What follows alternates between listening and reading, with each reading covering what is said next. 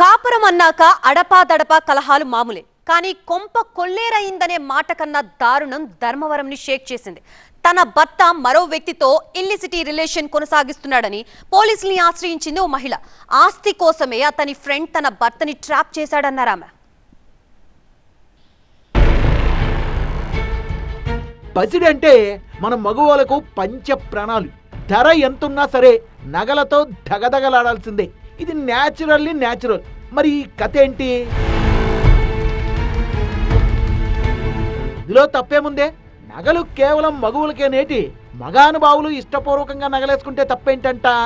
ఈ ప్రశ్నకు గాని మీరు గాని అంతేగా అని ఆన్సర్ ఇచ్చారంటే మీ లెక్క తప్పినట్టే. ఎందుకంటే ఓ ఇద్దరు పబ్లిక్ పరేషాన్ అయ్యే అన్సీన్ బాండ్ ను సెట్ చేశారు. గ్రాస్ రూట్ లో ఈ ఫోటో చాటు కథ తెలిస్తే అవ్వా షబ్బా మరీ ఇంత తేడానా అని అవక్కవలసిందే.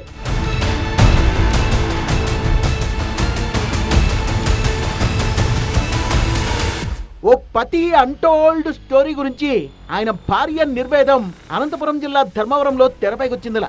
ఫోటో చూస్తున్నారు కదా, ఆ ఇద్దరు ఫ్రెండ్స్ కొలీగ్స్ అయి ఉంటారు అని అంటారా? నిజమే, వాళ్ళిద్దరూ కరెంట్ ఆఫీస్ లో కొలీగ్సే. మ్యాటర్ అది కాదు. మ్యాటర్ ఏంటంటే వాళ్ళిద్దరి మధ్య అండర్ కరెంట్ వ్యవహారం ధర్మవరంలో ఓ రేంజ్ లో దద్దరిల్లుతోంది. పెనిమిటి కొద్ది రోజులుగా ఇంట్లో తన చీరల్ని కట్టుకోవడం, నగల్ని దిగేసుకోవడం చూసి ఆ భార్య కంగారు పడింది. ఏంటబ్బా తేడా అని కూపిలాగితే మన్సూర్తో దాశరథి ఏమాక్క చిత్రం బళారే విచిత్రం తలుక్కుమందట. ఇదిగో ఈ ఇద్దరే ఆ ఇద్దరు కరెంట్ ఆఫీసులో లైన్ మెన్లుగా కొలువు చేస్తున్నారు. ఎవరు ఎవరికి లైన్ వేశారో గానీ ఈ ఇద్దరి మధ్య కొన్నాళ్లుగా అనైతిక కార్యక్రమాల సినిమా జోరుగా సాగుతుందట. ఇద్దరు హోమోసెక్సువల్స్ అని రెడ్ హ్యాండెడ్ గా చిక్కారని సదరు శాల్తీ భార్య ఆరోపించారు. ఇవేం పాడు పనులని నిలదీస్తే భార్యను వేధించడం మొదలెట్టారట.